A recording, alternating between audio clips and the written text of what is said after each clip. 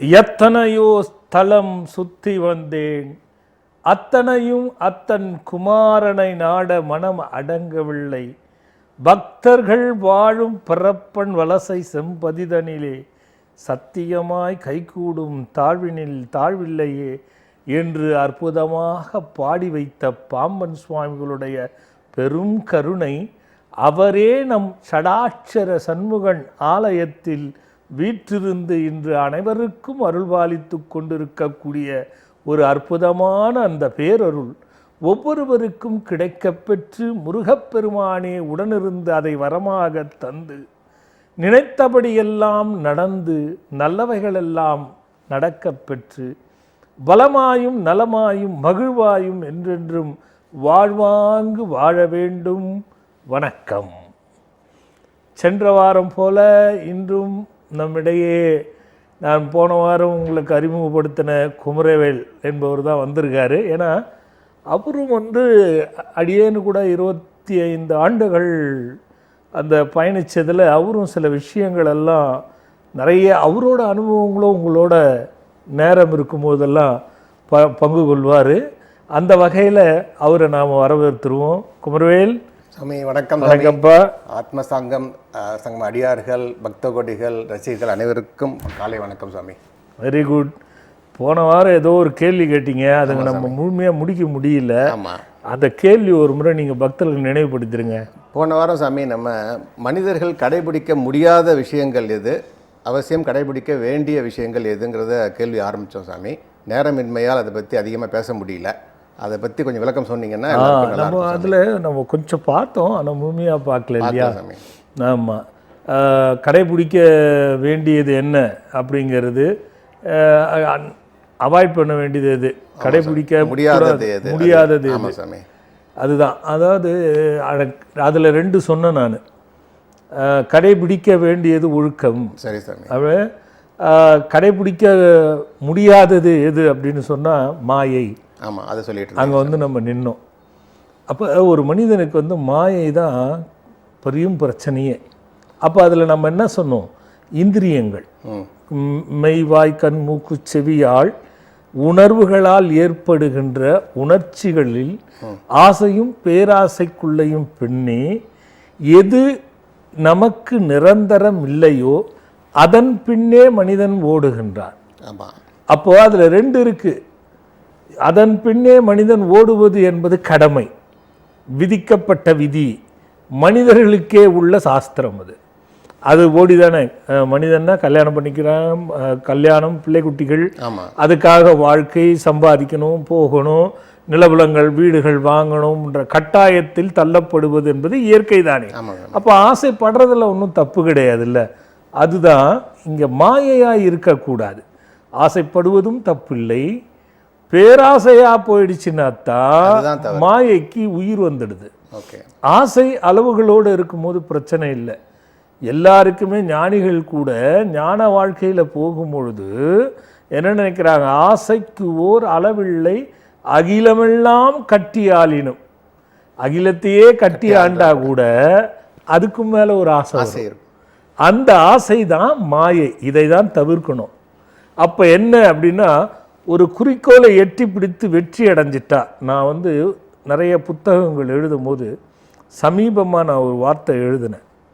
நீ கடினப்பட்டு பல அனுபவங்களை சேகரித்து வைத்திருந்தால் அந்த சேகரித்து வைத்த அனுபவங்களை செயல்படுத்தி வெற்றி பெறு, புதிதாக தேடாது. ஆமாம், அது விளக்க நானும் பார்த்தேன் சாமி. அது இல்லையா? புதிதாக நிறைய பேர் என்ன பண்ணணும்? நீ முதல்ல ஏற்கனவே கற்றுக்கிட்டதை ஜெயிச்சிட்டியா? இல்லை நான் இதை கற்றுக்கணும், நான் அதுக்கு போகணும், இதை போகணும். இன்றைய இளைஞர்கள் தோற்கிற இடம் இங்கே தான். ஒரு குறிக்கோளோடு நான் இதுதான் என்னுடைய குறிக்கோள்னு பதிச்சுட்டு அந்த குறிக்கோளில் வெற்றி பெறத்துக்கான முயற்சி செய்யாமல் புதுசாக இதை பண்ணி இதையும் தெரிஞ்சு வச்சுக்கலாம், அதையும் தெரிஞ்சு வச்சுக்கலாம், என்னைக்காவது உதவும் இது அப்படின்னு அவங்க மூளை டைவெர்ட் ஆகும் பொழுது குறிக்கோள் நழுவிடும். அப்போது மாயையாக போயிடும். கான்சன்ட்ரேஷன் ஒரு இடத்துல இருக்கிறது இல்லை. அப்போது மாயை. இந்த மாயையில் ஞானம் என்ன சொல்லுது? அழிவதன் மேலே ஆசைப்படுகின்றான் மனிதன். என்னைக்கா இருந்தாலும் அழிய போகிறது, அது மேலே ஆசை வச்சு ஓடிக்கிட்டு இருக்கிறான். ஆனால் மெய்யான அழிவில்லாத மெய்யான விஷயங்கள் இருக்க, அதை தான் இவன் தேட முற்படணும். ஆமாம். எதை கண்டுபிடிக்கணும், எதை எடுத்துக்கணும், எதை தேவைகளை பூர்த்தி செய்திக்கணும்னா எது மாயை இல்லாமல் இருக்கிற தூய விஷயம் என்பதை ஒவ்வொருவரும் ஆராய்ச்சி செய்தால் ஆசை இருக்கட்டும், மாயை பாதிக்காது. சாமி, இந்த காலத்தில் இது ஒரு முக்கியமான கேள்வி சாமி. இன்னைக்கு உள்ள இளைஞர்கள் இது மாதிரி தான் சாமி மாயையில மாட்டிக்கிட்டு நிறைய குறிக்கோள் இருக்கும் நிறைய பேருக்கு. இன்னைக்கு என்ன அது, நம்ம 4 விஷயத்தை தெரிஞ்சுக்கலாம். 4 விஷயத்தை தெரிஞ்சுக்கிறதுல தவறில்லை. நான் குறிக்கோளை விட்டுறேன். நீ ஒன்று போகும்போது அதை விட இது பெட்டராக இருக்கேன்னு இதுக்குள்ளே போகிற, இதை விட இன்னொன்று பெட்டராக இருக்கேன்னு அதுக்குள்ளே போகிற. ஆனால் ஒன்றுமே உன்னால் பிடிக்க எதுலையுமே ஸ்பெஷலைசேஷன் ஆக முடியாது. முதல்ல நீ கற்று நினைத்ததை குறிக்கோளாக இருப்பதை வெற்றி கொள்ள முயற்சி செய்யணும். அந்த முயற்சியை செய்யாமல் போனால் அது பிரச்சனை. அது நிறைய விடாமுயற்சி வேணும்ல சாமி. அதுக்கு இந்த காலத்தில் பொறுமை இல்லைங்கிறது நிறைய பசங்க கிட்ட இருக்கு. குறிக்கோள்ல தான் பெரிய பிரச்சனை இருக்கு. ஒரு பக்தர் பார்த்து. ஹலோ ஹலோ அப்பா, வணக்கம்ப்பா.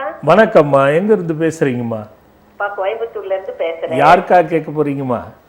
எனக்காக தான் கேட்க போறேன். அப்பா, முதல்ல உங்களுக்கு நன்றி சொல்லணுங்கப்பா. சொல்லுங்கம்மா. அப்பா, ஒரு விசேஷத்துக்கு போயிருந்தோம், ஒரு கல்யாணம், நம்ம அடியார் வீட்டு கல்யாணத்துக்கு போயிருந்தோம். சரி. அப்பா, அங்க எங்க சஞ்சீவி ராஜாசாமிகளோட அடியார், நாங்கெல்லாம் அடியார்னு அந்த பொண்ணு அவங்க வீட்டு வந்திருந்த சொந்தக்காரன் எல்லார்கிட்டையும் சொல்லுச்சுங்கப்பா. சரி.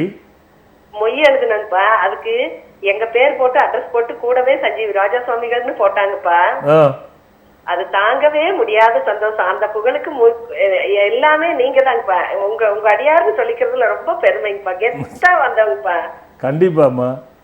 அப்பா, எனக்கு நாய் துரத்திட்டு வந்துச்சுங்கப்பா. அதாவது வைகாசி விசாகத்து அன்னைக்கு 2 வீலர்ல வந்துட்டு இருக்கும் போது துரத்தி சேலையை கிழிச்சிருச்சு. நாய் துரத்துனது தப்புன்னு நீங்க சொல்லிருக்கீங்க. அது ரொம்ப மனசுக்குள்ள பயமா இருக்குங்கப்பா. அதுக்கு என்னங்கப்பா பண்ணணும்? அது ஒண்ணு இல்லடா கண்ணு, உங்க ஜாதகத்துல 2 விஷயம் இருக்கும். ஒண்ணு குரு சுக்கிரனும் பார்க்கப்பட்டிருக்கும், இல்ல ஒன்னா சேர்ந்து இருக்கும். இதனால ஏற்படுறது அது ஒன்றும் பிரச்சனை இல்லைம்மா.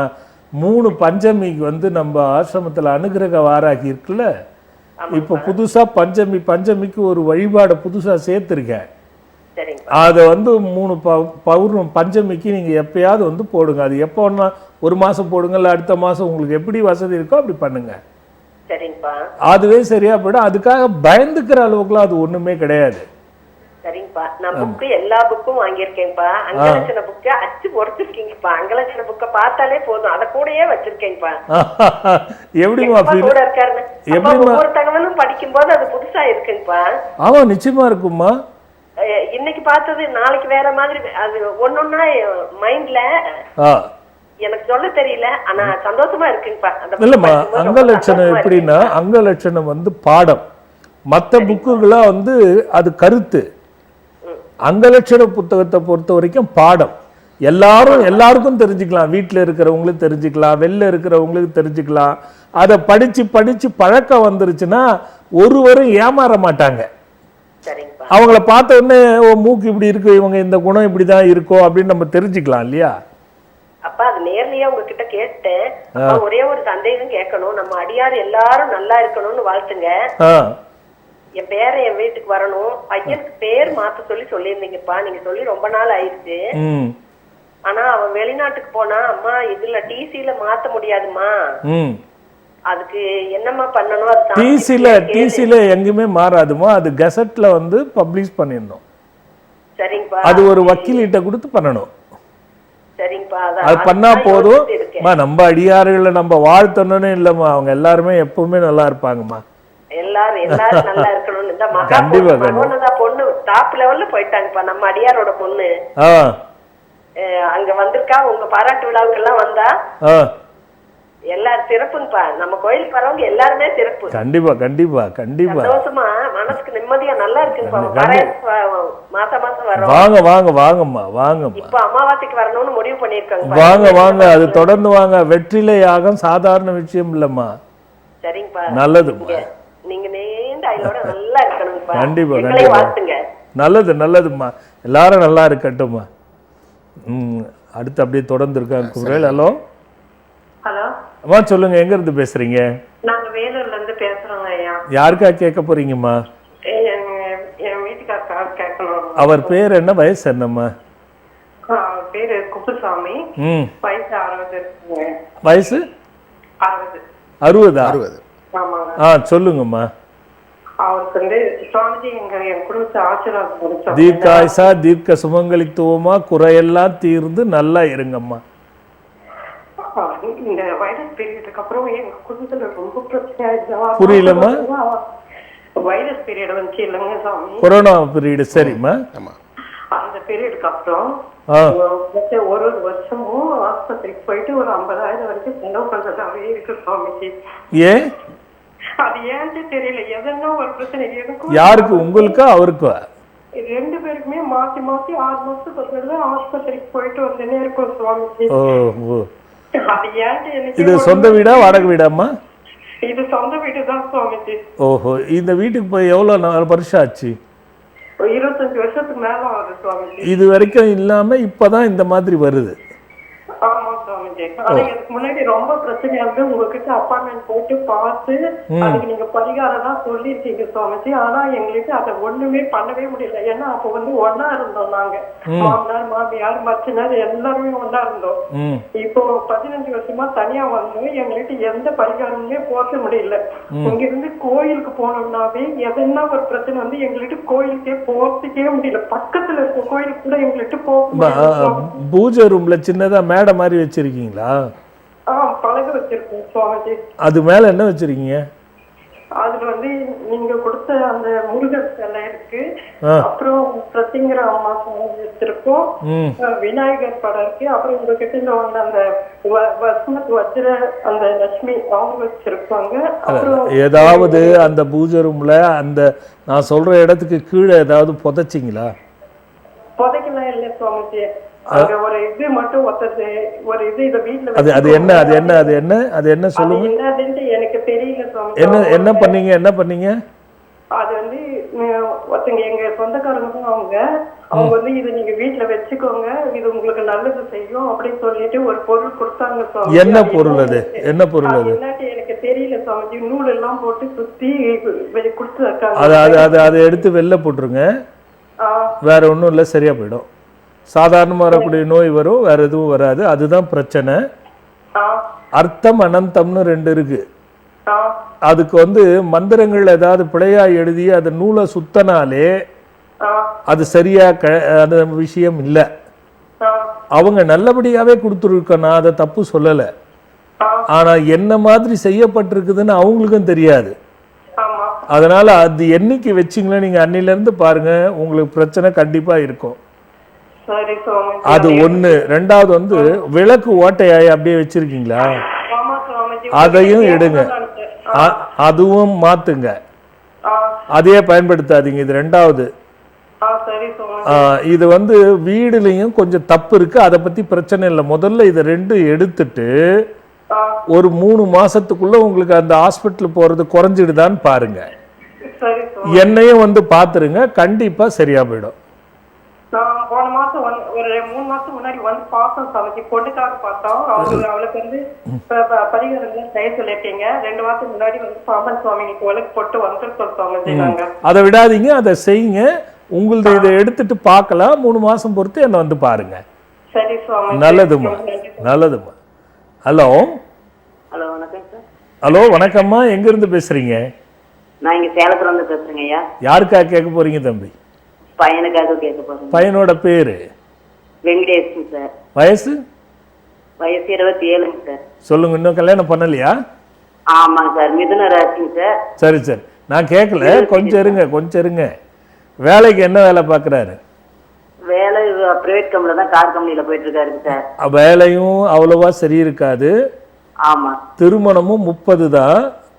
அப்படிங்களா சார்? பார்க்காராமா. அதுக்கு முன்னாடி முடியாது. ஏன்னா அவர் பண்ற முயற்சி தடை பண்ணிக்கிட்டே இருக்கும், ஏதாவது ஒரு பிரச்சனை கொடுத்துக்கிட்டே இருக்கும். இந்த வீட்டிலேயே தடையும் தடுங்களும் எல்லாருக்குமே இருக்கும். அதே மாதிரி எல்லாரும் ஒன்னா உட்காந்தீங்கன்னா பிரச்சனை வரும். இது மாதிரி சரியா எல்லாம் அப்படியே ஒன்னா உட்காந்து சந்தோஷமா பேசிடுவீங்களா? அதான் ரைட். அது ஒன்றும் பயப்படுற மாதிரி ஒன்றும் இல்லைம்மா. ஆமா. அவருக்கு வந்து வேலை இப்போ மாறணும்னு நினைக்கிறாரா? இல்லைங்க சார். இப்பதான் இருக்கு கார் கம்பெனிக்கே தான் மாறி மாறி போயிட்டு இருக்காருங்க சார். 33 வரைக்கும் மாறின்னு தான் இருக்கும். அதுக்கப்புறம் நிரந்தரமா வரும்.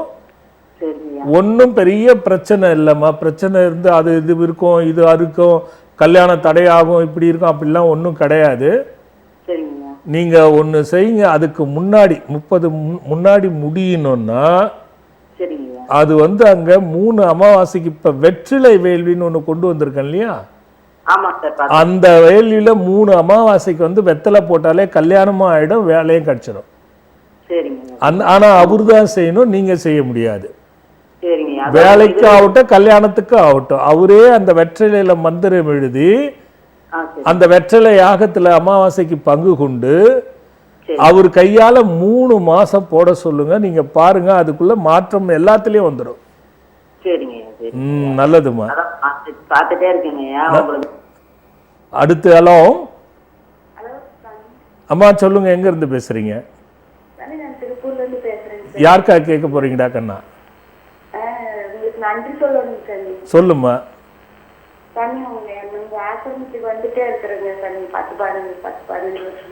சரி.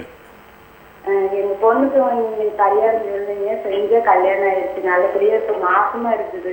சரி சரி. நல்லபடியா குழந்தை பிறக்கணும் சாமி. சிறப்பா அருமையா தாயும் சேயும் நலமோடு நல்லபடியா பிறப்பாங்க, கவலை விடுங்க. சொல்லுங்கம்மா. படுத்து வீட்டுல படுத்து தூங்கினா தூக்கமே வரமாட்டேங்குது சாமி. எல்லாருமே தூங்க மாட்டேங்கிறாங்க. காலையில எந்திரிக்கிறப்ப ரொம்ப டயர்டா இருக்குன்னு சொல்றாங்க. அதுதான் சாமி. என்ன சந்தேகம்? நம்ம சொல்ற மாதிரி எல்லாமே கரெக்டா இருக்கா? எனக்கு ஒரே ஒரு சின்ன சந்தேகம் வருது. தென்கிழக்குல என்ன இருக்கு? தென்கிழக்குல பூஜை ரூம் தான் சாமி. இந்த விக்ரம இது வாங்கி வச்சிருக்காங்க. தென்கிழக்குலையா? அக்னிமூலையிலையா? அக்னிமூலையில ஒண்ணு இல்லைங்க சாமி. சாப்பாடு தென்கிழக்குங்கிறது அக்னிமூலடா கண்ணா. அங்க சாப்பாடு செய்யறத ஒரு ரூம் தனியா இருக்கு, நடுத்தரத்துல சாப்பாடு செஞ்சுட்டு இருக்கிறேன். அங்கதான் பாப்பா தூங்குறாங்களா? பாப்பா மேல மேல அந்த குபேர் மலை கட்ட அந்த ஒரு வீட்டுக்கு அதுல தூங்குறாங்க. இல்ல கண்ணா, அக்னி மூலையும் தப்பா இருக்கு. தென்மேற்குல இருக்கிற படுக்கை அறைக்கும் அக்னி மூலைக்கும் நடுவுலையும் தப்பா இருக்கு. இத படம் வரைஞ்சி அனுப்பிச்சு போன்ல தொடர்பு கொண்டு கேட்டு அதை முதல்ல சரி பண்ணிக்கோங்க, நல்லது. இல்லைன்னா மனநல மருத்துவத்துக்கு யாராவது ஒருத்தர் போற மாதிரி ஆயிடும். அது பார்த்துக்கோங்க. அடுத்து ஹலோ ஹலோ ஹலோ சொல்லுங்க அம்மா, எங்க இருந்து பேசுறீங்க? சென்னையில இருந்து சார். அம்மா நீங்க போன் பண்ணிட்டு என்ன சொல்லுங்கன்னா நான் என்னம்மா சொல்றது? என்ன பிரச்சனைம்மா? ஹலோ ஹலோ சென்னையில இருந்து சார். சொல்லுங்கம்மா, யாருக்கா கேட்க போறீங்க? பையனுக்காக சார். பையனோட பேர் என்ன? பாலாஜி. என்ன வயசாச்சுமா? வயசு 26. ஜூலை 11 வந்தா 27. சொல்லுங்கம்மா சொல்லுங்கம்மா. திருமணத்துக்கு பார்த்துட்டு இருக்கீங்க, வேலை சரியா இருக்கா? வேலைக்கு தான் போக மாட்டேன்றாங்க சார். இல்ல அதுதான் இப்படி கேட்டேன் நான், வேலை சரியா இருக்கா அப்படின்னு கேட்டேன். அம்மா 33 வயசு வரைக்கும் அவருக்கு நேரம் நல்லா இல்ல. தொழில் வேலையை பொறுத்த வரைக்கும் அவரு அடிமை தொழில் செய்யறங்கிற குணம் அவர்கிட்ட இல்ல. அவரு சொந்த தொழில் செய்யணும்னு ஏதாவது கேட்டு நீங்க அதை சரி புள்ளதானேன்னு செய்யறதுக்கான முதலீட்டை போட்டீங்கன்னா 33 வயசுக்குள்ள அந்த முதலீடு நஷ்டமாகும். அதனால அதுவும் செய்ய முடியாது. அவர் என்ன செய்யணும்னு நினைக்கிறாரோ அது அனுபவத்தை கத்துக்க சொல்லுங்க. அவருக்கு நேரம் சரி இல்லை. இதனால வீட்டுல சொல் பேச்சு கேட்காதது, எடுத்தறிஞ்சு பேசுறது, சண்டைகள் ஏற்படுத்துறது, பிடிவாதம் பிடிக்கிறது, சில விஷயங்களும் தவறாக இருக்கிறது, அப்படி போகும். புரியுதுங்களா? அதனால கொஞ்சம் அதை பார்த்து செய்யுங்க. சரியா? ஹலோ ஹலோ பதட்டப்படாத. என்ன பதட்டப்படாதரா கண்ணு?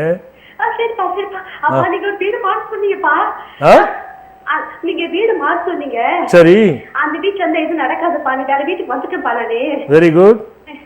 வேற வீட்டுக்கு நான் மதுரையில இருக்கேன்ப்பா. என்னை விட்டு கோக்கிலவாணிப்பா. ஆ நான் மதுரையில வேற வீட்டுக்கு வந்துட்டேன்ப்பா. ம் எனக்கு இந்த கோர்ட் பிரச்சனை இருக்கு. உங்களை அடுத்து கல்யாணம் பண்ண முடியல. குழந்தை வச்சு ரொம்ப கஷ்டப்படுறப்பா. ஒரு குழந்தை வச்சு வாடகை கொடுத்து ரொம்ப கஷ்டப்படுறப்ப. படிக்க கூட வைக்க முடியலப்பா என்னால. சரி நான் வாழாமே இருக்கேன். டைவர்ஸ் கேஸ் போயிட்டு இருக்கு. சரி அந்த வீட்டுல இருக்கிறதுக்கு எதுவும் சரி பண்ண முடியாது சொன்னீங்க. சரி வேற வீட்டுக்கு வாப்பா சொன்னீங்க. வேற வந்துட்டோம்ப்பா. நானே எனக்கு வேலையே இல்லை, ஒண்ணுமே இல்லாம ரொம்ப கஷ்டப்படுறப்பா. இந்த வீட்டுக்கு வந்து எவ்வளவு நாள் ஆச்சு? அப்ப 1 மாசம் ஆச்சுப்பா. 1 மாசம் ஆச்சுப்பா. சரி ஏன் பதட்டப்படுற? சரி பண்ணிக்கலாம். இல்லப்பா குழந்தை வேலையெல்லாம் இன்னும் கஷ்டப்படுற. அவர் கொடுக்குற பென்ஷன், அவர் கொடுக்குற அந்த பைசால வாடகை கொடுத்துட்டு உட்காந்துருக்க. பிள்ளையை படிக்க வைக்க முடியல. ஃபீஸும் கட்ட மாட்டேன்றாங்க. ரொம்ப கஷ்டமா இருக்கு. வேலை எந்த ஊர்ல இருக்கடா கண்ணு? எந்த ஊர்ல இருக்க? மதுரையில இருக்கேன்பா. எங்கம்மா? மதுரையில இருக்கேன்பா. மதுரையில இருக்கு. மதுரை. சரி முதல்ல என்ன பண்ணு, வீட்டுல சரிப்பா ஒரு நட்சத்திர கோலம் போடு. சரிங்கப்பா. அந்த நட்சத்திரத்துக்கு நடுவுல ஸ்ட்ரீம்னு எழுது. சரிங்கப்பா. அதுக்கு கீழே சிங் மந்திர கோலம் போடு. சரிங்கப்பா. அந்த 2 கோலத்துக்கு முன்னாடி உட்கார்ந்துக்க.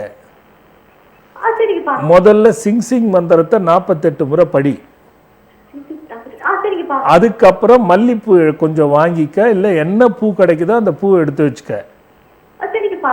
அந்த ஸ்ட்ரீம்னு எழுதி இருக்க இல்லையா, சரிங்கப்பா. அது மேல வெறும் ஓம் ஸ்ரீம் வசி, ஓம் ஸ்ரீம் வசி, ஓம் ஸ்ரீ வசின்னு 48 முறை அந்த பூவை போடு.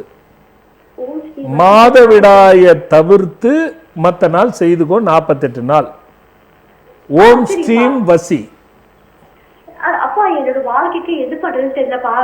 எனக்கு இத பண்றப்பா. சரிங்கப்பா. எனக்கு வந்து என்னைய வாழ்த்துங்கப்பா.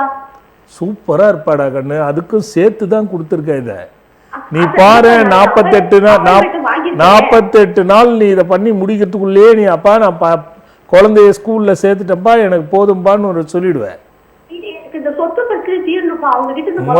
முதல்ல இதை செய், இதை தீர்த்துருவோம், அப்புறமா அதுக்கு போகலாம். நல்லதுடா நல்லதுடா கண்ணு. சிறப்பா இரு, குறையெல்லாம் தீரட்டும். கண்டிப்பா கண்டிப்பா.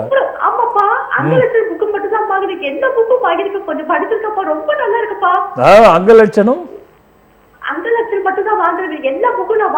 சரி சரிடா கண்ணு. சரிடா அந்த வீட்டுக்கு ஃபர்ஸ்ட் ஒரு கோலம் போடுமா, 48 நாள் கோலம் போடுமா அப்படின்னு சொல்லி போட்டுட்டே இருந்தப்பா. கஷ்டப்பட்டப்பா. வீட்டுக்கு உங்களாக்கப்ப நான் உயிரோட இருக்கேன். அந்த கோலம் வேறு, இந்த கோலம் வேறு. கோலம் தான் உனக்கு விமோச்சனம், கவலையே படாத. இந்த கோலம் போட்டு நீ வழிபடும் போது உன்னோட கோலம் மாறி போகும். நல்லதுடா நல்லதுடா கண்ணு. நல்லதுடா கண்ணு. குமரவேல் சாமி, இப்போ புக்கை பற்றி கேட்டிங்களா? நம்ம விக்ரமாயா எல்லாம் என்கிட்ட சொல்லுவாங்க. போன வாரம் நம்ம நிகழ்ச்சியில் வந்து கீழே ஒருத்தர் கமெண்ட்ஸ் வச்சுருக்காங்க. அப்போ பவழமல்லி கசாயம் என் பெண்ணுக்கு தொலைக்காட்சியில் கொடுத்தீங்க, ரொம்ப நாளாக இருந்த சளி பிரச்சனை, அவளுக்கு இருந்த பிரச்சனை தீர்ந்துச்சு, நன்றி அப்படின்னு சொன்னாங்க. அங்கலட்சண புத்தகமாகட்டும் புத்தகங்களாகட்டும் நாம் கொடுக்கறதே வந்து இந்த மாதிரி பயணிக்கிறது தான். உங்கள் அனுபவம் அதில் இருக்குது. அந்த அனுபவத்தை கேட்குறதுக்கு முன்னாடி நம்ம ருண ரோக சத்ரு வாரம் பார்த்துட்ருக்கோம். ஏன் வாரம் நான் அதை போடுறேன் அப்படின்னா, நிறைய பேருக்கு புரிதலும் புரியாதலுமா இருக்குது. இந்த சனி செவ்வாய்ங்கிற ஒரு விஷயம்தான், அதில் நான் குறிப்பிட்டிருக்க ஜாதக விஷயங்கள் தான் ருணம், நோய்க்கும் கடனுக்கும் அது எதிரிக்கும் பல பிரச்சனைகளுக்கும் காரணமே சில கிரகங்களில் முக்கியமான கிரகங்கள். அந்த கிரகத்தின் வாயிலாக தான் நம்ம அதை கொடுக்குறோம். அப்போ புரிதல் இல்லாமல் பார்க்குறாங்க, ஏதோ ஒன்று டேட்டு சொல்கிறாரு அப்படின்னு. புரிந்து பாருங்க, உங்களுக்கு பல விஷயம் புரியும். திரும்பவும் அதை போடுறேன் பாருங்க. அனைவருக்கும் மனமகிழ்வான வணக்கம். இந்த பதிவு மிக முக்கியமான ஒரு பதிவு செய்தியாக நாம் பதிவிட போகிறோம். அதாவது வருகின்ற 16/6/2024 ஞாயிற்றுக்கிழமை காலை 10 மணி முதல் ஒரு அற்புதமான வேள்வி நடைபெறவிருக்கிறது. முருகப்பெருமானிடம் தேவர்கள் பல சூழ்நிலையில் தன்னை பாதுகாத்து கொள்ள வேண்டி விரும்பி பல வரங்களை பெற்றதிலே இந்த நாள் தேர்ந்தெடுக்கப்பட்டது. அப்படி வரம் பெற்ற நாளாக இந்த நாளை கருதப்பட்டுத்தான் இந்த நாள் 16/6/2024 அன்று அந்த நாட்களாக இருக்கிறது. அந்த வகையிலே அடியேன் சிந்திச்சு அந்த நாளிலே ருண ரோக சத்ரு சாந்தி வேள்வி என்ற ஒரு வேள்வியினை செய்வதாக முடிவு செய்து அன்று நாம் செய்ய போகின்றோம். இந்த ருண ரோக சத்ரு அப்படி என்பது உங்க எல்லோருக்கும் பொதுவாக தெரியும். இருந்தாலும் ஒரு மனிதனுக்கு பிரச்சனை என்பது அதிகமாக இருக்கிறது என்றால் இது மூன்றினுடைய தொகுப்பாகத்தான் மற்றவைகள் எல்லாம் இருக்கும். அப்போ ருண ரோக சத்ரு என்பது ஒவ்வொரு மனிதனும் இதனை அனுபவிக்காமல் இருக்கவே முடியாது.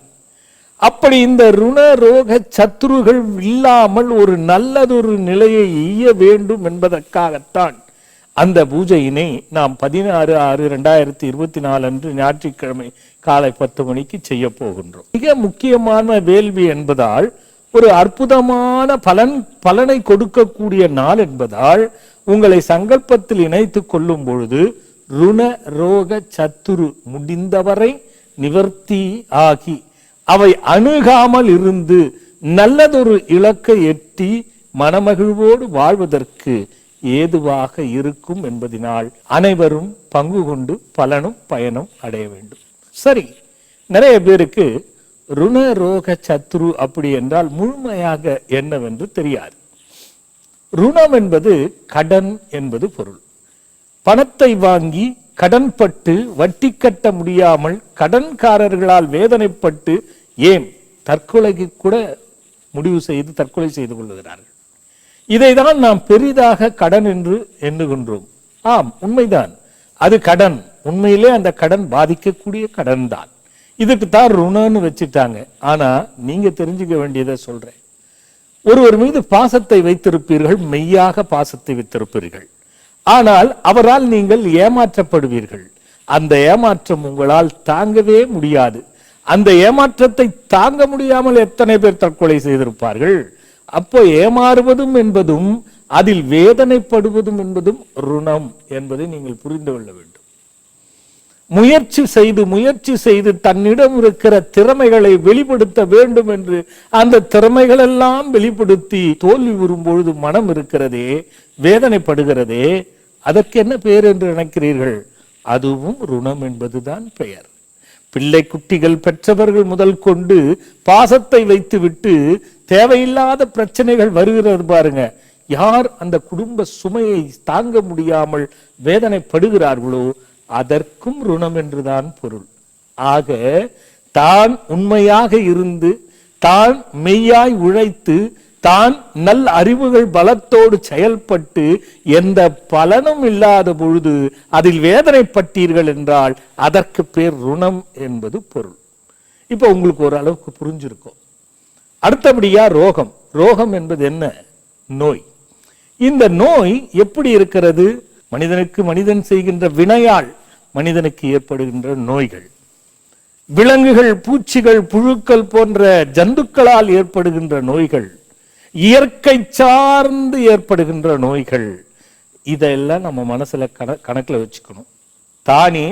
தான் நெறியில்லாமல் சில விஷயங்களை தவறாக பயன்படுத்திவிட்டு ஆகாரம் முதல் கொண்டு தவறாக உபயோகப்படுத்தி தன்னைத்தானே ஏற்படுத்திக் கொள்வதும் நோய்தான்.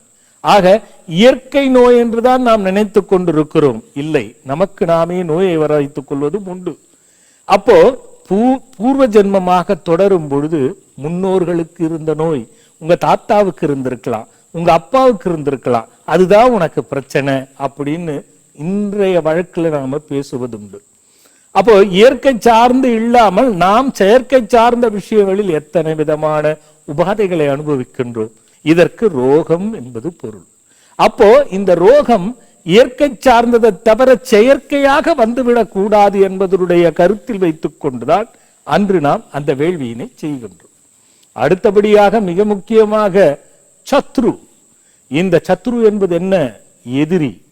யார் எதிரி? இதை நாம் முதலில் வைத்துக் கொள்ள வேண்டும்.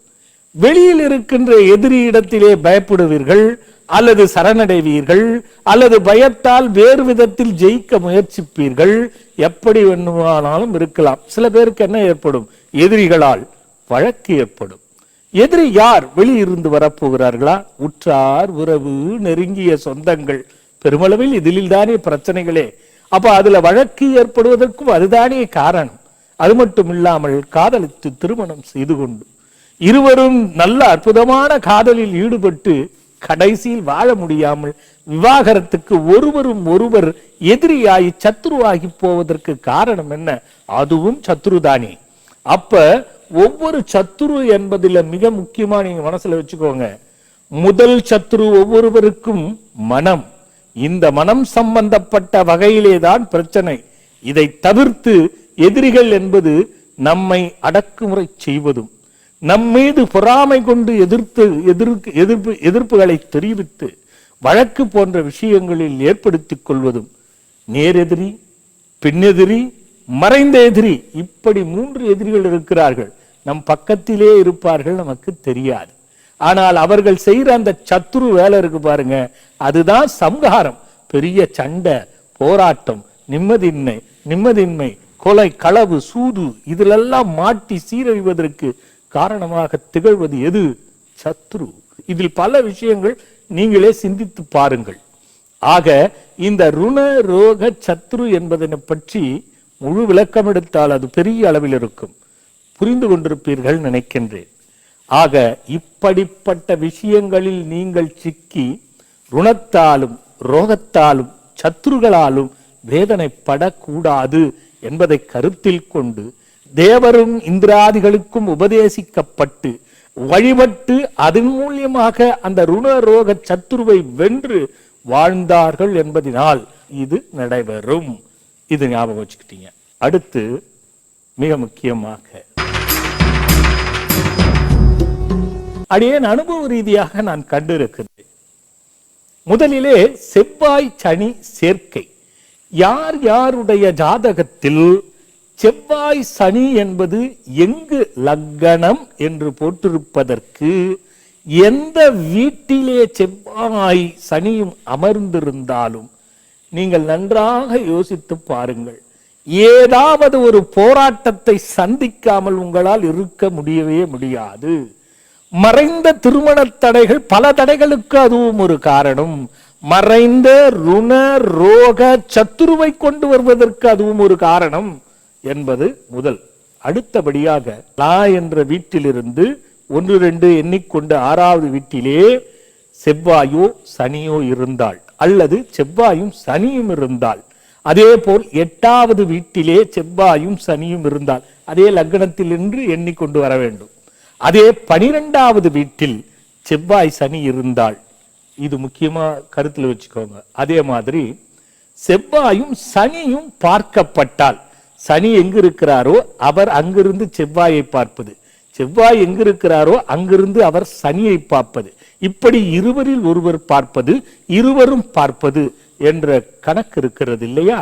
இது போல உங்க ஜாதகத்தில் இருப்பவர்களுக்கு மட்டும் இங்கதான் நீங்க குறிப்பிட வேண்டும்.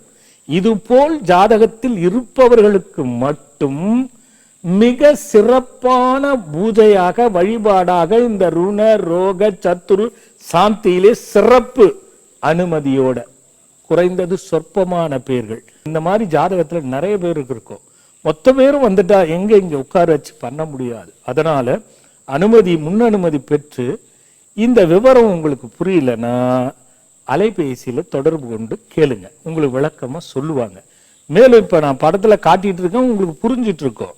இந்த சிறப்பான ஒரு விஷயத்துக்கு 6 8 12 செவ்வாயும் சனியும், செவ்வாய் சனி பார்வையும் சம்பந்தப்பட்ட விஷயத்திலே உள்ளவர்களுக்கு மட்டும் அசித்தாங்க பைரவர் முன்பாக ஒரு சிறப்பு தரிசனத்தோட, சிறப்பு விஷயங்களோட நீங்கள் பங்கு கொண்டு பார்த்து பயனடைவீர்கள் என்பதில் எந்த மாற்று கருத்தும் இல்லை. அதனால இந்த சிறப்பு அனுமதி பெறுபவருக்கு மட்டும்தான் அசிதாங்க பைரவர் முன்பாக இந்த பூஜை நடக்கும். இதுல விஷயம் என்ன தெரியுமா? பாத்துட்டீங்கல்ல, உங்க ஜாதகத்துல அப்படி இருக்குது இல்ல, முடிவு பண்ணிட்டீங்கல்ல, அப்படியே அந்த ஜாதகத்தை எடுத்துட்டு வந்துருங்க. அதுதான் சிறப்பு. அந்த ஜாதகத்தை எடுத்துட்டு வந்து இங்க அதை வாங்கி வழிபடுவது உங்க கையால வச்சு பூஜை பண்ண போறீங்க. அதுல ஒன்றும் மாற்று கருத்து இல்லை. அது என்ன விவரம் என்பதை நேரில் தான் நீங்கள் பார்த்து தெரிந்து கொள்ள போகிறீர்கள்.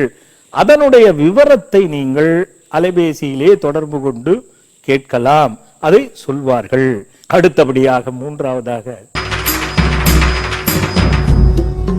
வெளிநாட்டில் உள்ளவர்கள். இந்த வெளிநாட்டில் உள்ளவர்கள் ஒவ்வொரு முறையும் அலைபேசியில கேட்கறதும் சரி, கமெண்ட்ஸ்ல கேட்கறதும் சரி, எங்களுக்கெல்லாம் இந்த வாய்ப்பு கிடைக்காதா, எங்களுக்கெல்லாம் கொடுக்க மாட்டீங்களா, இப்படி என்று பல விதத்துல நேரிலும் வந்து கேட்டவர்கள் எத்தனையோ பக்தர்கள் இருக்கிறார்கள். அதில் ஒன்று மாற்று கருத்து இல்லை. அப்படிப்பட்டவர்கள் எல்லாமும் இந்த பூஜையிலே பங்கு கொள்ளலாம். யாரெல்லாம் உங்கள் குடும்பத்தை சார்ந்து பங்கு கொள்ள வேண்டும் என்று நினைக்கிறீர்களோ அவர்கள் அங்கேயே இருந்து உங்கள் ஜாதகங்களை விவரங்களை சொல்லி பூஜையில் வழிபட்டு நாம் திருப்பி அனுப்பி வைக்க போகின்றோம் இல்லையா. வெளிநாட்டு உள்ளவர்களுக்கு இப்படி ஒரு வாய்ப்பு சங்கல்பத்தில் மட்டுமல்ல, சிறப்பு பூஜையிலும் பங்கு கொள்ளலாம். அப்படி உங்கள் ஜாதகத்தில் பிள்ளைகளுக்கோ உங்களுக்கோ அல்லது உங்களை சார்ந்தவர்களுக்கோ இருந்தாலும் கூட அவர்களும் பங்கு கொள்ளலாம் என்பதில் எந்த மாற்று கருத்தும் இல்லை. அதை அடியேனே பூஜித்து மீண்டும் உங்களுக்கு அனுப்பி வைக்கின்றேன். வலைதளத்திலே வாட்ஸ்அப்பிலே நீங்கள் கேட்டு தெரிந்து கொள்ளுங்கள். அடுத்து இன்னொரு முக்கியமான விஷயம் இருக்கிறது. மிக முக்கியமான விஷயம். ஏதோ உங்கள் ஜாதகத்தை எடுங்கள்.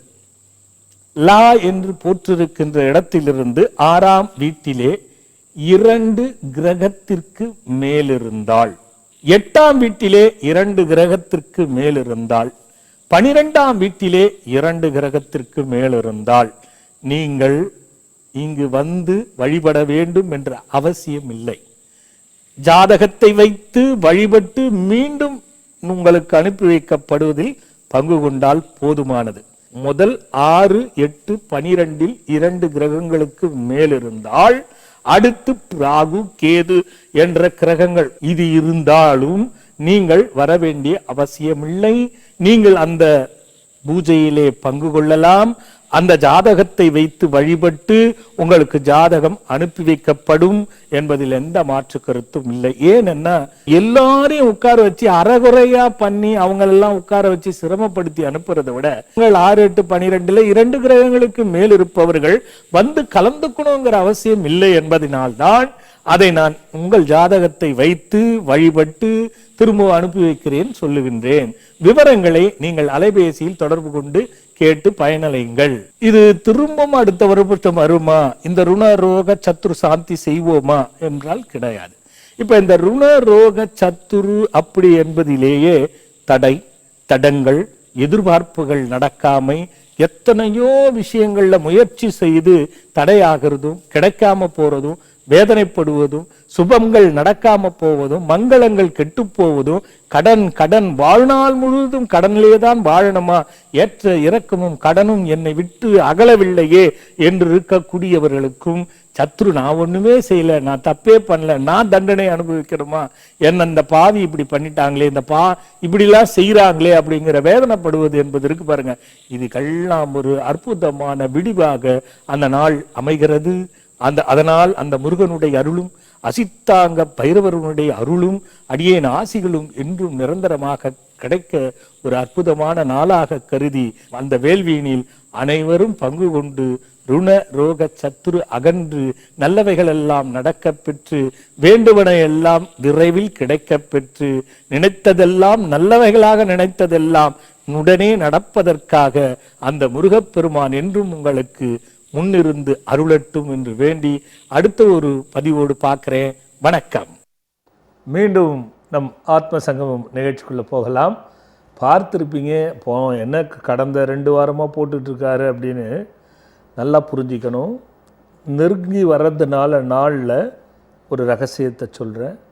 இது கந்தர்வ மந்திர விதான சாந்தி பூஜைன்னு பேர். இதுக்கு இந்த கந்தர்வ மந்திர விதானம் என்பது என்ன அப்படின்னா, கிரகங்களால் அதிலும் குறிப்பிட்டு பாப கிரகங்களால் பாதிக்கப்பட்டு பிறந்த நேரத்தில் சஞ்சித ஆகாமியம் காரணமாக இந்த கர்மங்கள் சஞ்சிதம் ஆகாமியம் பிராரப்தம் என்று சொல்லக்கூடிய கர்மத்தில்தான் ஒவ்வொரு ஜீவராசிகளும் பிறக்கும். மனிதன் மட்டுமல்ல, எல்லா ஜீவராசிகளும் பிறப்பது. அந்த பிறக்கின்ற நேரத்தின் அடிப்படையிலே பாவர்களுடைய அந்த தீய விளைவுகள் ஏற்பட்டு விதிப்படி ஒருவன் பாதிக்கப்பட்டு தன்னை திருந்தி வாழ வேண்டும், அல்லது உண்மையை உணர்ந்து அனுபவித்து நம்மை மாற்றிக்கொண்டு வெற்றி பெற வேண்டும் என்ற ஒரு பெரிய ஒரு விஷயங்கள் எல்லாம் இந்த கிரகத்தை சார்ந்த விஷயங்கள். அதில் மிக முக்கியமாக இருப்பது ருண ரோக சத்துரு. ஒருவருடைய வாழ்க்கையில் இந்த மூன்றும் தான் ஒரு மனிதனை ஆட்டி படைக்கின்ற விஷயம். இதனுடைய தொகுப்புத்தான் விரிவாக ஏற்படுகின்ற துன்பங்கள். அப்போ நோய், கடன் என்ற பிரச்சனை, பணப்பற்றாக்குறை, வரவுக்கு மீறிய செலவு, இதெல்லாம் ருணத்தில் அடங்குது. ரோகம், நோய் எப்படி இருந்தாலும் நல்லா நம்ம உழைக்கணும்னு நினச்சாலும் நோய். இந்த நோய்கள் பலவிதத்தில் நாம் நினச்சிக்கிறோம் உடலில் வர நோய் மட்டும். கோபமும் ஒரு பெரிய நோய். மந்தமாக சோம்பேறித்தனமாக இருக்கு பாருங்க, அதுவும் பெரிய நோய். புரிந்து கொள்ளாமல் தனக்கு எல்லாமே தெரியும் என்ற ஆணவ அகங்கார செருக்கு இருக்கு பாருங்க, அதுவும் ஒரு நோய். இந்த இந்திரியங்கள் வழியாய் உணர்ச்சிகளுக்கு வசப்பட்டு பேராசைக்குள்ள சிக்கி பல காமவிரோதமான விஷயங்களிலே ஈடுபட்டு தன்னை அழைத்து கொள்வதும் ஒரு நோய். இதெல்லாம் நமக்கு தெரியாமல் நம்ம பாதிக்கின்ற நோய்கள். அப்போ சத்துரு இன்னைக்கு என்ன, நீங்கள் உங்கள் அனுபவத்தில் இருப்பீங்க, கூடவே இருப்பாங்க, நல்லதெல்லாம் செய்திருப்பீங்க, வாரி வாரி கொடுத்துருப்பீங்க, அவங்கத்தான் உங்களுக்கு பகையாவாங்க. இதை ஒவ்வொருவருடைய வாழ்க்கையிலும் இன்று பெருமளவில் நாம் பார்த்திருப்போம். அப்போ சத்துரு, தேவையே இல்லாத வழக்குகள். ஏன் கணவன் மனைவிக்குள்ள திருமணமாகி சொற்ப மாதத்தில் சொற்ப வருடத்தில் விவாகரத்து, இது என்ன? சத்துருவனுடைய பாவிதம். அப்போ ஒரு பிள்ளையோ 2 பிள்ளையோ பெற்றும் கூட இந்த பிரிவுகள் இருக்கிறது. ஆக இந்த சத்துரு இதெல்லாம் கந்தர்வக சூஸ்திரம்னு இருக்கு. அதில் இருந்து எடுத்தது தான் இந்த கந்தர்வ மந்திர விதானம்னு சொல்லக்கூடியது. ஏன்னா இந்த 16/6/2024 அன்று நாம் செய்ய போவது இந்த கந்தர்வ மந்திர விதான பூஜை தான். அதுதான் சூட்சுமமாக சிறப்பாகவும் செய்ய போகின்றோம். அதே நேரத்தில் எல்லோரும் பங்கு கொண்டு பிரித்து நன்றாகவும் செய்ய போகின்றோம் என்பதை கருத்தில் வைத்து இந்த சஞ்சித ஆகாமி பிராரப்தம் என்று சொல்லக்கூடிய கர்மாக்கள், இந்த ருண ரோக சத்துரு என்பது விலக வேண்டும் என்ற நோக்கத்தோடு அன்று அந்த பூஜையில் பங்கு கொள்பவர்களுக்கெல்லாம் எவ்வித பாவத்தில் அகப்பட்டு வேதனைக்குள் சிக்கியிருந்தாலும், அது எந்த விதமான வேதனைகள் இருந்தாலும், சாதகத்தில் செவ்வாய் சனியும் 6, 8, 12களில் 2 கிரகங்களுக்கு மேல் இருந்தாலோ இந்த வழிபாடு தெரிஞ்சிட்டு இருக்கோம், பார்த்துருப்பீங்க. அதனால் பங்கு கொண்டு பயனடைஞ்சு பலன் பெறணுங்கிறது தான் என்னுடைய நோக்கம். அதனால தான் தொடர்ந்து அதை போட்டு உங்களுக்கு புரிய வைத்திருக்கிறேன் என்பதை புரிந்து கொள்ள வேண்டும். சாமி, நீங்கள் இந்த பூஜைன்னு சொன்னோடனே எனக்கு ஒரு நினைவு ஞாபகம் வருது சாமி. நீங்கள் இந்த ருணரோக சத்துரு பூஜைங்கிறது இது வரைக்கும் என்னுடைய 20 வருஷத்தில் நீங்கள் ஒரு வருஷம் போட்ட பூஜை அடுத்த வருஷம் நீங்கள் போட்டதே கிடையாது. அந்த நேமே நான் கேள்விப்பட்டதே கிடையாது. நான் உங்கள் பூஜை 2002லேருந்து நான் பார்த்துட்ருக்கேன். குரு பயிற்சி பூஜை ஆரம்பிச்சிங்க முத காஞ்சிபுரத்தில். அதுலேருந்து ஒரு பூஜையுமே தனித்தனித்துவத்தோடு வந்துக்கிட்டு இருக்கோம். அதனால் பயனடைஞ்சவங்க ஏராளப்பட்ட பேர். ஒரு முதல்ல நான் வந்து சஷ்டி பூஜையில் இருக்கும்போது 50 பேர் தான் முன்னாடி எடுத்துகிட்டு வந்தாங்க. இன்றைக்கி ஆயிரக்கணக்கான பேர் அங்கே வந்தாங்க. இன்றைக்கி நம்ம கோயிலே கும்பாபிஷேகம் பண்ணி இன்றைக்கி எல்லா பூஜையும் செஞ்சிட்ருக்கீங்க. எதுக்கு சொல்ல வரேன்னா, இது வரைக்கும் யாருமே செய்யாத ஒரு பயனடையாத ஒரு சிறப்பு பூஜைகளை எந்த ஒரு அடியார்களும் பார்க்க முடியாத ஒரு பூஜையை சிறப்பாக செஞ்சு பயனடைந்ததை நாங்கள் கண்கூடாவே பார்த்துருக்கோம். அதில் பயனடைஞ்சவங்களில் நானும் ஒருத்தன். என்னுடைய நிலைமை கீழ்மையிலேருந்து எவ்வளோ தூரம் வந்திருக்கோங்கிறது உங்கள் பூஜைகளை கலந்து உங்களுடைய ஒன்றையும் நாங்கள் அறிவுரைகள் கேட்டு வளர்ந்ததுனால தான் இன்றைக்கி இவ்வளோ தூரம் வளர்ந்துருக்கோம். எல்லாருமே இந்த பூஜைகளை கலந்துக்கிட்டு சாமியோட அது நாளைக்கு அடுத்த வருஷம் செய்வாங்களான்னா எனக்குமே தெரியாது, சாமிக்கே தெரியாது அது. அதனால் இந்த வாய்ப்புகள் கிடைக்கும்போது எல்லாருமே பயன்படுத்திக்கிட்டு இந்த பூஜையில் கலந்துக்கிட்டால் எல்லாருமே நல்ல சந்தோஷமாக இருக்க முடியுங்கிறது தான் என்னுடைய. உங்கள் அனுபவத்தை இப்படி பக்தர்களுக்கு இது கொண்டு போகிறீங்க. ஆமாம் சாமி. இல்லை, நம்ம பண்ணுறதுன்னா மகாத்மா சித்த புருஷர்கள், ஞான புருஷர்கள் 1000 ஆண்டுகள் 500 ஆண்டுகள் என்ன மனசை அவங்களுக்கெல்லாம் கொட்டி கொட்டி கொடுத்துட்டு போயிருக்காங்க. அது ஏகப்பட்ட விஷயம். இப்ப கந்தர்வ விதான கந்தர்வ மந்திர விதானம்னு ஒரு வார்த்தையை இருக்கிறது யாருக்கு எங்களுக்கு தெரியாது. யோசிச்சு பாருங்க, இது எங்க கேள்விப்பட்டிருக்கீங்க? கேள்விப்பட்டதே கிடையாது சாமி. அது அப்ப எனக்கு எப்படி தெரியும்? கட்டுக்கதையா இது? இந்த வார்த்தையை எடுத்து சொல்லிட முடியுமா? ஆமா ஏதோ ஒன்று சொல்றாருப்பா அப்படின்னு சொல்ல முடியுமா? இருக்கிறது. அதுக்காக தான் ஆதாரமா சொல்லுங்க. கந்தர்வ மந்திர விதானம் அந்த பிரயோகம் இருக்கு. இதுக்குன்னு பல ஆண்டுகளுக்கு முன்னாடி சில விஷயங்களை செய்து வச்சேன் நான்.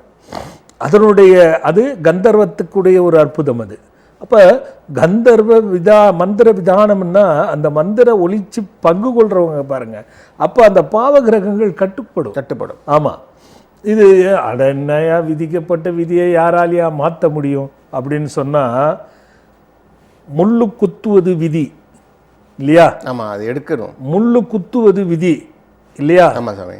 அது அந்த மனிதன் எடுக்கிறான் பாருங்க, அந்த முள்ளை விட பெரிய ஆயுதத்தை கொண்டு தான் எடுக்க முடியும். ஆமா, முள்ளை விட சின்ன ஆயுதத்தை கொண்டு ஒரு முள்ளை எடுக்க முடியாது. அப்போ முள்ளு குத்தினது விதி என்றால் மதி அதை விட பெரிய ஆயுதத்தை கொண்டு எடுத்து அவனுக்கு சௌகரியத்தை கொடுக்குது. இதுதான் பரிகாரம். விதி என்பது முள்ளு குத்துவது போல ஒவ்வொருவருக்கும் கவலையும் துன்பத்திலும் அகப்பட வைப்பது.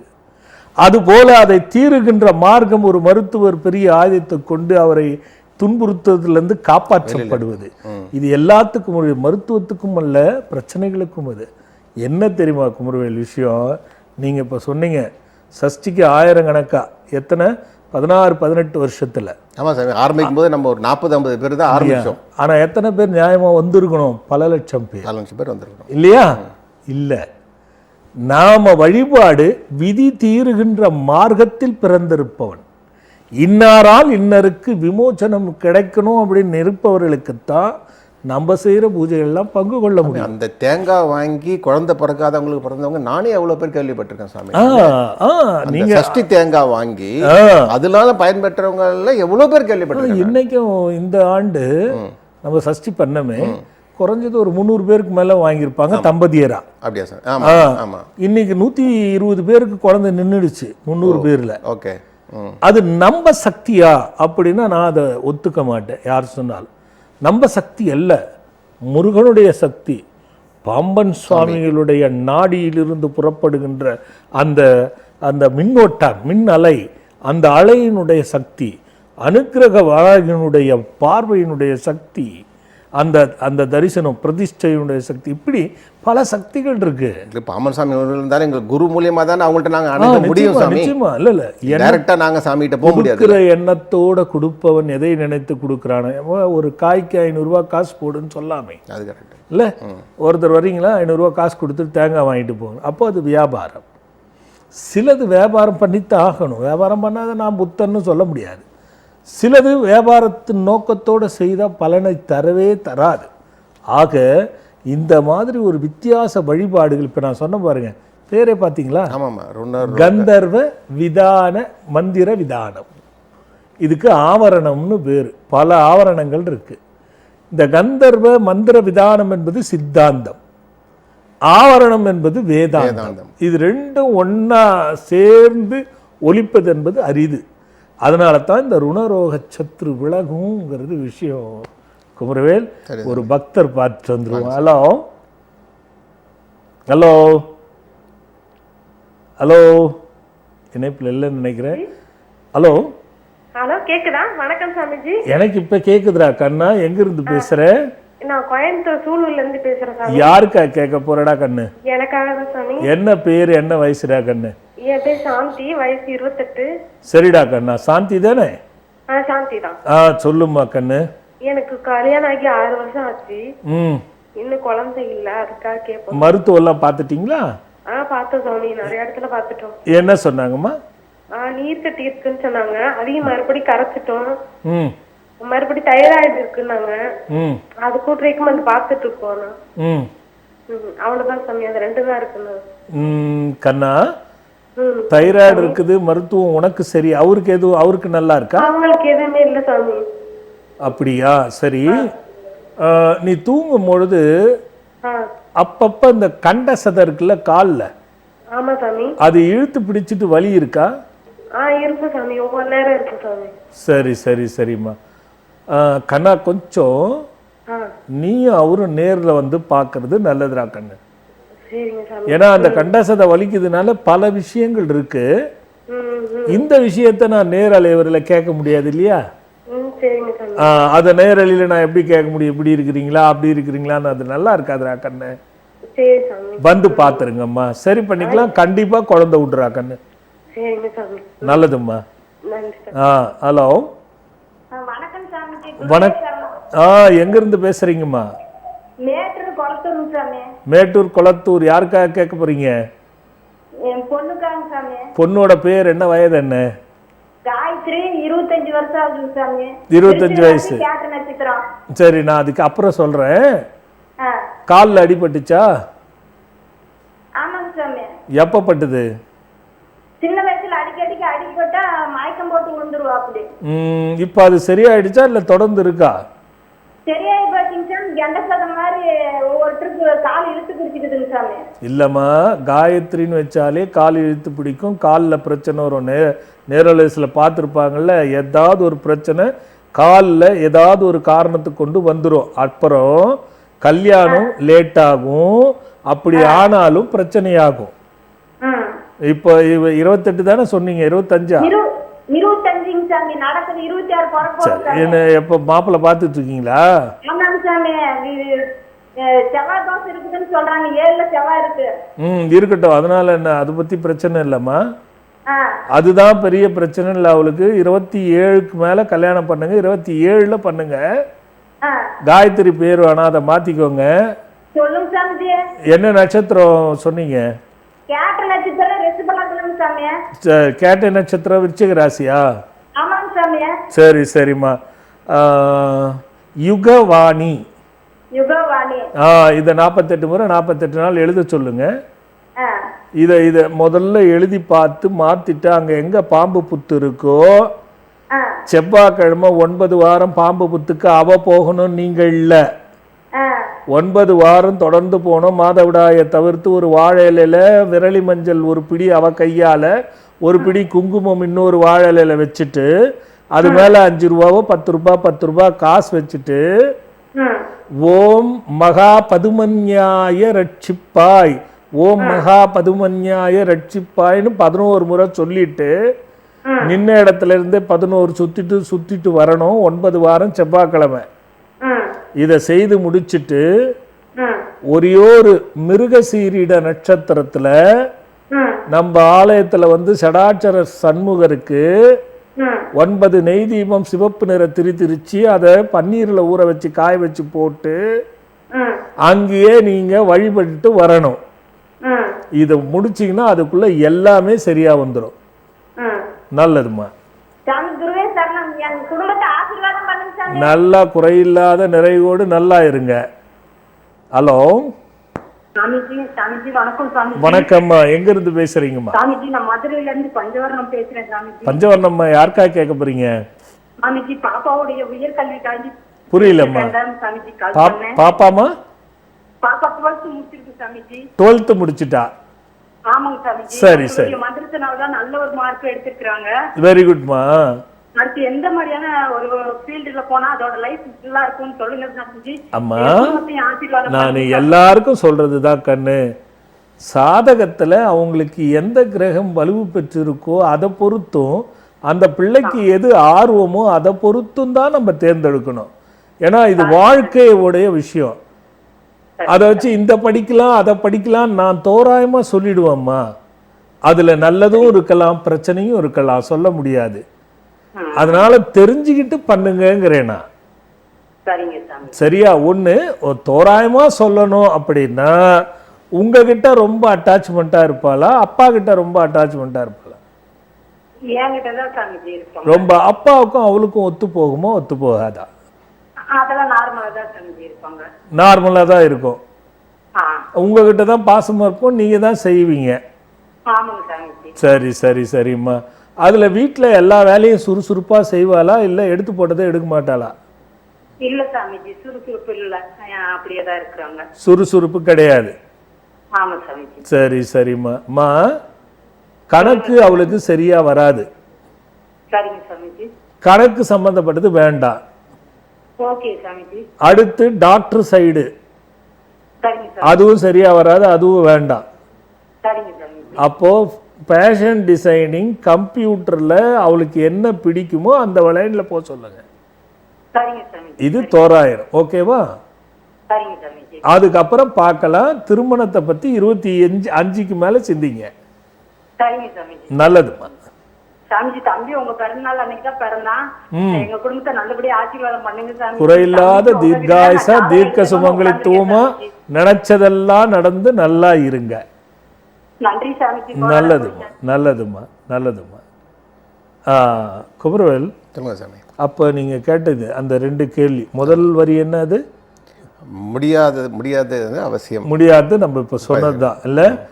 மாயைங்கிற அகப்பட்டு அதுல அந்த மாயை அழியக்கூடியதின் மேல் பற்று வைத்து போகின்றானே. அப்போ அதுல நம்ம யோசிச்சு நல்லது கெட்டதுகளை சீர்தூக்கி பேராசைக்குள்ள அகப்படாம நியாயமான குறிக்கோளை பின்பற்ற வேண்டும்.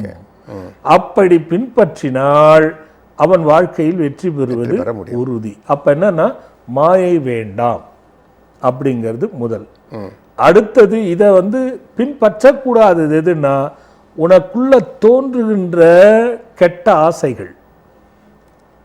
இது தவறு அப்படின்னு ஒவ்வொருவருக்கும் ஒவ்வொரு மனதும் சொல்லும்.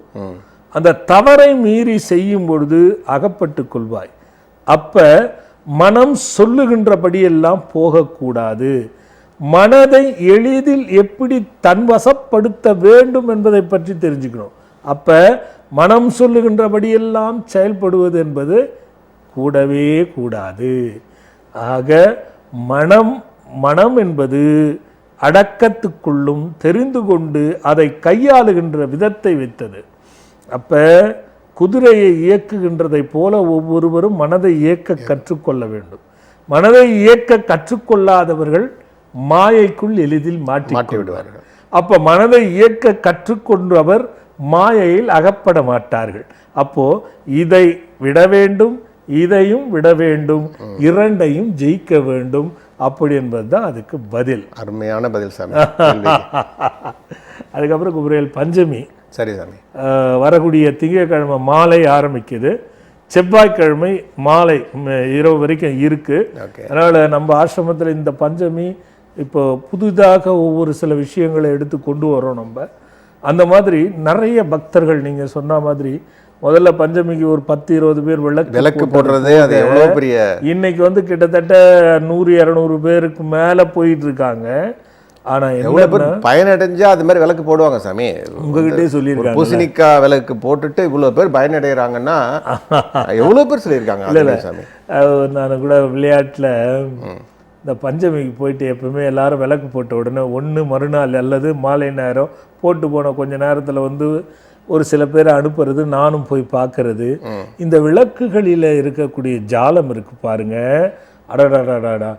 ஒரு பூசணிக்காய் கருத்து போகிறது, ஒரு பூசணிக்காய் கீழே சேறு போல கருப்பாயிடுது. பூசணிக்காய் தெள்ள தெளிவோடு அந்த எண்ணெய் நல்ல திரி தீபம் விட்டு எப்போ போட்டாங்கன்னே தெரியாது, கொழுந்து விட்டு நின்று எழுந்துகிட்டு இருக்கோம்.